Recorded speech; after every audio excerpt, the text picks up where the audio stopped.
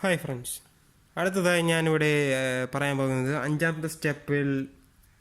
നാലാമത്തെ സ്റ്റെപ്പിൽ നമ്മളിവിടെ ഒരു ക്രോസ് ഉണ്ടാക്കി, യെല്ലോ ക്രോസ്.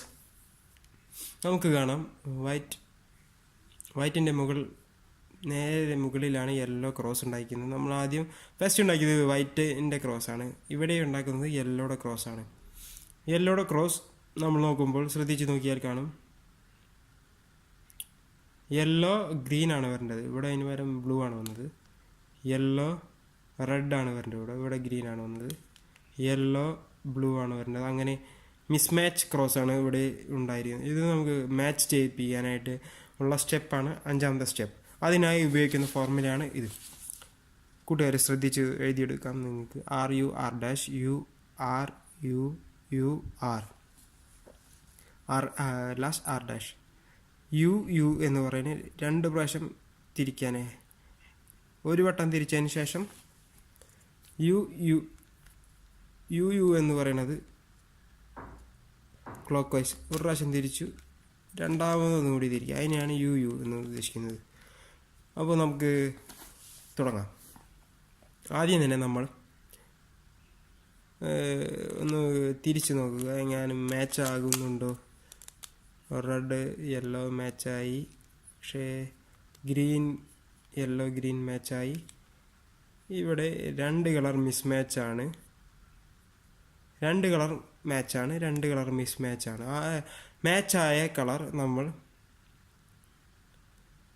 റൈറ്റ് സൈഡിൽ വയ്ക്കുക. നമ്മുടെ റൈറ്റ് സൈഡിൽ വയ്ക്കുക. മാച്ചായത് റൈറ്റ് സൈഡിലും ബാക്കിലും വയ്ക്കുക. Yellow red and yellow green മാച്ചായതാണ്, അത് നമ്മൾ റൈറ്റ് സൈഡിൽ വെച്ചു. ഇനി നമ്മൾ ഫോർമുല അപ്ലൈ ചെയ്യാം. ഇവിടെയും വെച്ചു. ഞാൻ എൻ്റെ കൈകൾ വിരൽ തൊട്ടുന്ന സ്ഥലത്ത് ഞാൻ വെച്ചിരുന്നു മാച്ചായ കളർ. ഇത് മിസ്മാച്ചായ കളറാണ്. ഇതും മാച്ചായത് റൈറ്റ് സൈഡിലും ബാക്കിലും വെച്ചു. ഒന്ന് നമ്മൾ ഫോർമുല അപ്ലൈ ചെയ്യുന്നു. യെല്ലോ പോർഷൻ അപ്പ് സൈഡും ഇത് വൈറ്റ് ഡൗൺ സൈഡുമായി ഫേസ് ചെയ്യുക.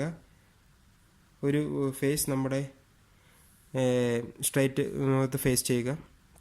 ഇനി നമ്മൾ ഫോർമുല അപ്ലൈ ചെയ്യുക. കണ്ടീഷൻ സാറ്റിസ്ഫൈന് ശേഷം ഫോർമുല അപ്ലൈ ചെയ്യുക. കുറച്ച് കാണുന്നതിനായി ഞാൻ RUR'